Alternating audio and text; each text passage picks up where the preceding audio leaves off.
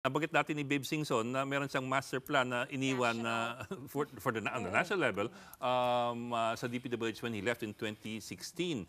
Any luck in finding out what happened to that master plan that Babe Singson was talking about? Opo, napag-usapan po namin yon ni Secretary Babe Singson. Nasa amin na po yung plano. Okay. Ang kailangan lang po dito ay i-update dahil halos mahigit 10 taon na po ito, no, since nagawa. 2013 po ito natapos eh.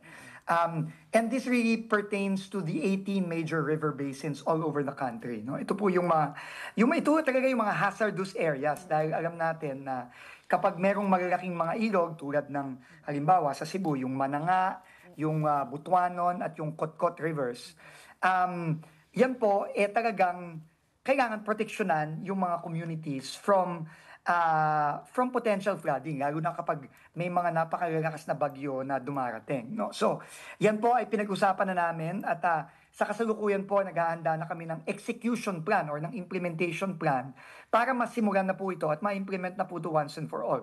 Marami po dito ay taon pa po ang bibilangin dahil hindi naman po ganun kabilis gumawa ng mga dam sa mga bundok, hindi naman po ganun kabilis gumawa ng mga alternate river channels.